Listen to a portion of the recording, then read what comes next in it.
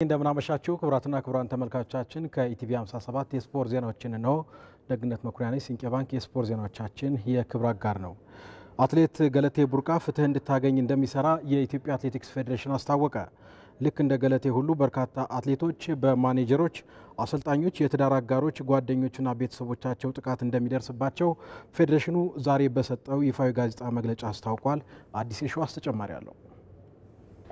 ያው ወጥቶ ያለ መናገሩ ነው እንጂ ወንዶች አትሌቶችም የዚህ ጥቃት ሰለባ ይሆኑ አሉ። ገለቴ እግዚአብሔር ረድቷት ነው ዛሬ ለሴት አትሌቶች ቀን ወጥቶላቸው ነው ዛሬ ገለቴ ድምጽ የሆነችው። ምናልባት ከዚህ በኋላ ብዙ አትሌቶች ሊወጡ ይችላሉ ይሆናል።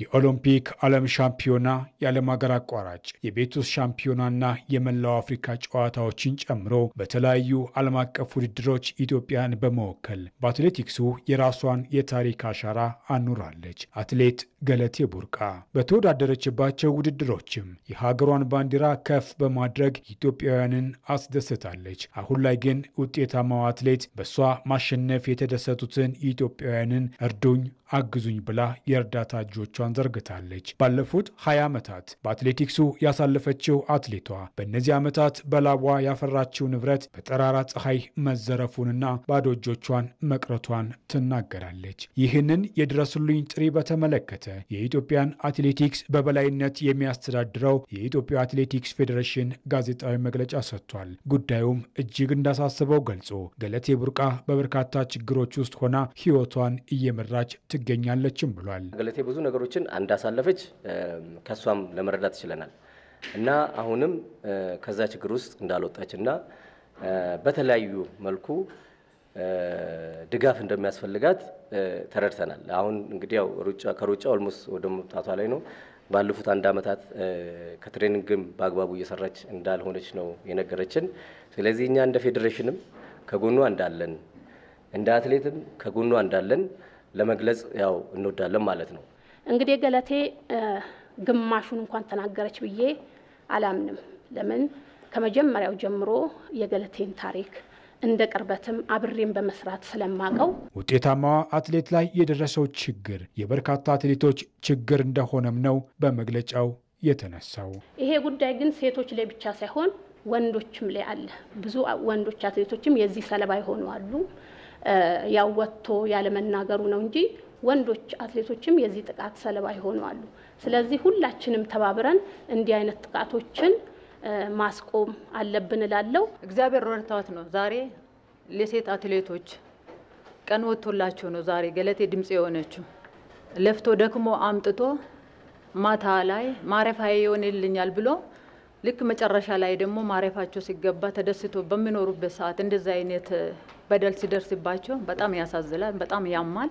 ቢሄዱም ቢጮሁም ሰሜም ስለሌላቸው ሁሉም አትሌቶች አንገታቸውን ሰብረው በቤታቸው ችግራቸውን ተቋቁመው ነው ያሉትና ብዙ ችግሮች እንዳሉ እንድትገነዘቡ ያስፈልጋል። የአትሌቶች ጥቃት ከታችኛው የእድሜ እርከን በሚገኙ አትሌቶች ጀምሮ እስከ ኤሊቶች ድረስ በአሰልጣኝ፣ በማኔጀር፣ በቤተሰብና በትዳር አጋር ጭምር የሚፈጸም ነው። ከህፃናቶች ከኪድስ አትሌቲክስ ይጀምራል። ይሄ ጉዳይ የሚጀምረው አብዛኛው ችግር እየተነሳ ያለ ከክለብ፣ ከክልል፣ ከማናጀር አትሌቶቻችን ዕውቀት እንዲኖራቸው ግንዛቤ እንዲኖራቸው ምንም እድል የላቸውም።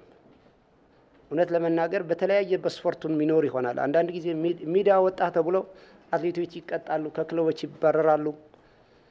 አሰልጣኝ እንደፈለገ ያደርጋል፣ ሌላ አካልም እንደፈለገ ያደርጋል።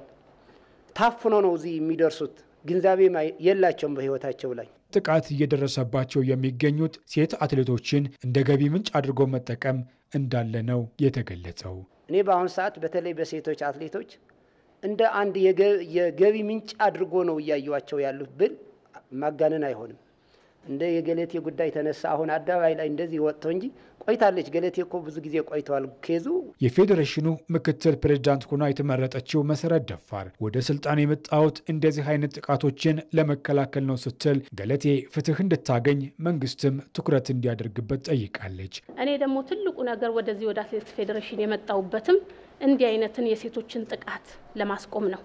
እኔ የምለው ህግም ትክክለኛ ፍትህ እንዲሰጣት መንግስትም ደግሞ የገለቴን ጉዳይ በአትኩሮት አይቶ ለዚች ለሴት እንደ ሴትነቷም ትልቅ ነገር እንዲያደርግላት መልእክቴን አስተላልፋለሁ። ፌዴሬሽኑ በአትሌቶች ላይ የሚደርሰውን ጥቃት መከላከል ላይ የሄደበት ርቀት ደካማ መሆኑን ያነሳው የፌዴሬሽኑ ፕሬዝዳንት በቀጣይ የሚመሰረተው ለአትሌቶች ሁለንተናዊ ጥቃትን የሚከላከለው ተቋም ምላሽ ይሰጣል ብሎም ያምናል። ይህ ሴፍጋርድ ሲቋቋም ለአትሌቲክስ ብቻም ሳይሆን ለብዙ ስፖርቶችም ጭምር ነው በየሀገራት የሚሰራበት ማለት ነው እና ችግሩ በጣም ሰፊ እንደሆነ እንድትገነዘቡ ነው። አትሌቶችን ማወዳደርና መሸለም ብቻ ሳይሆን ጥበቃ የሚያደርግ ተቋም የሚያስፈልግ በመሆኑ የፍትህ ተቋማት ይህንን ስራ በባለቤትነት ሊሰሩ እንደሚገባም በመግለጫው ተጠይቋል።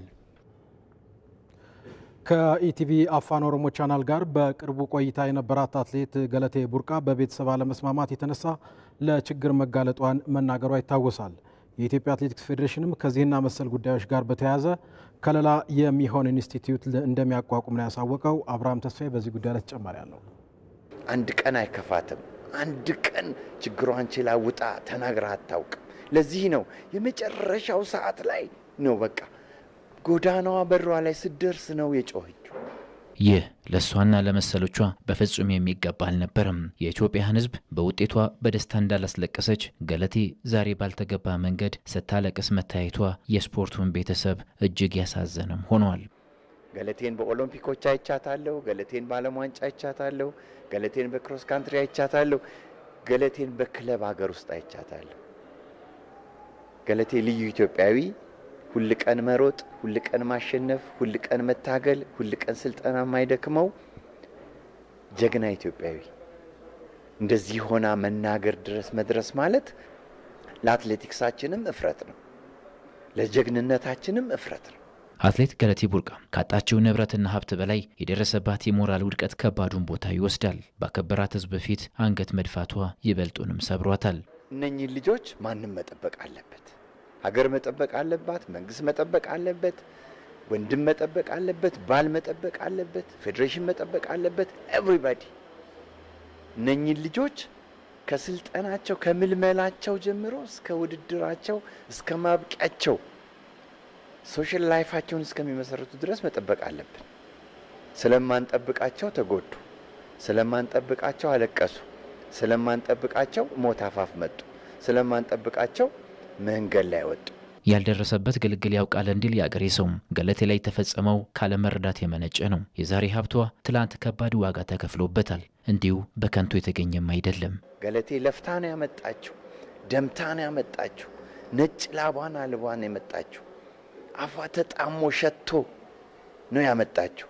ስለዚህ አጠገቧ የሚመጣ ሁሉ ገለቴ ማሰብ ነበረበት። ገለቴ የቤተሰቧ አይደለችም። ገለቴ የኢትዮጵያ ንብረት ነች።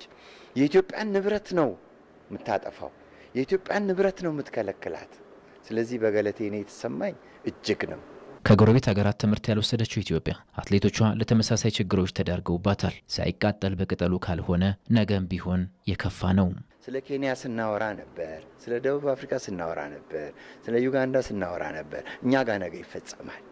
አሁን እንዲያውም እድለኞች ነን፣ ሰው አልሞተብንም እንጂ ራቁቱን የተቀመጠ እኮ ከሞት በላይ ያለ ብዙ ሰው አለ። የኢትዮጵያ አትሌቲክስ ፌዴሬሽን ለአትሌቶች ከለላ ሆኖ የሚቆም ኢንስቲትዩት ሊያቋቁም ስለመሆኑ አሳውቋል። መሰረታዊ ፕሪንሲፕሉን ከወርልድ አትሌቲክስ ያዘንና ህጎቹን ያዘንና ሰነዶቹን አቁመናቸው ወደ 4 ትላልቅ ሰነዶች ተዘጋጅተዋል። እነኚህ ሰነዶች ከመንግስት ጀምሮ መዋቅር ይፈልጋሉ። ከመንግስት ጀምሮ ፈጣን እርምጃ ይፈልጋሉ። ከመንግስት ጀምሮ ውሳኔ መሬት ላይ ማረፍና እርምጃ መውሰድ ይፈልጋሉ። ኢትዮጵያን ባለም አደባባይ ያስከበሩ ለሰንደቋ የተዋደቁ ሁሉ መመዘኛቸው ሊለይ ይገባል። በተለይ ለደስታችን ምንጭ የሆኑትን አትሌቶችን መንከባከብ የሁሉም ኃላፊነት ሊሆንም ያሻል። የኢትዮጵያ ፕሪሚየር ሊግ ሻምፒዮኑ ኢትዮጵያ መድን መቻልን አሸነፈ። በ34ኛ ሳምንት የኢትዮጵያ ፕሪሚየር ሊግ ዛሬ ጨዋታዎች ተደርገው ኢትዮጵያ መድን መቻልን 2-0 ነው ማሸነፍ የቻለው። ወገኔ ገዛኸኝና አለን ካይዋ የኢትዮጵያ መድንን ሁለቱን ግቦች ያስቆጠሩ ተጫዋቾች ናቸው። ትላንት ኢትዮጵያ ቡና አቻ መለያየቱን ተከትሎ ኢትዮጵያ መድን ዛሬ ገና ሳይጫወት 3 ጨዋታዎች እየቀሩት ቀድሞ ሻምፒዮን መሆኑን ማረጋገጡ የሚታወስ ነው። 12 ሰዓት ላይ ፋሲል ከነማ ከኢትዮ ኤሌክትሪክ ደግሞ ጀምሮ በአሁኑ ሰዓት ጨዋታቸውን እያደረጉ ይገኛሉ። ወደ ዝውውር ዜናችን ስናልፍ ወጣቱ እንግሊዛዊ ጆብ ቤሊንግሃም ቦሩሲያ ዶርትሙንድን ተቀላቀለ። የ19 ዓመቱ ጆብ ቤሊንግሃም ከሰንደርላንድ ቦሩሲያ ዶርትሙንድን በ5 ዓመት ውል እስከ 2030 ነው የተቀላቀለው። ዶርትሙንድ ለዝውውሩ 27 ሚሊዮን ፓውንድ ለወጣቱ አማካይ የከፈለ ሲሆን 4.2 ሚሊዮን ፓውንድ ደግሞ የተጫዋቹ ብቃት እየታየ ይጨመራል ተብሏል። ጆብ ቤሊንግሃም ከ2023 ጀምሮ ለሰንደርላንድ 90 ጨዋታዎችን ማድረጉ የሚታወስ ሲሆን የታላቅ ወንድሙን ጁድ ቤሊንግሃምን መንገድ ተከትሎ ቦሩሲያ ዶርትሙንድን መቀላቀል ችሏል። ሰንደርላንድ ከ8 ዓመታት በኋላ ወደ እንግሊዝ ፕሪሚየር ሊግ ሲመለስ ጆብ ቤሊንግሃም ትልቁን ሚና ተወጥቷል። ተመልካቾች ከኢቲቪ 57 የምሽት የስፖርት ዜናዎቻችን ተጠናቀቁ። ደግነት መኩሪያ ነበርኩ። በሰላም ደሩ። አንተኔ ስፖርት ዜናዎችን ጨርሻለሁ። አመሰግናለሁ። ደግነት።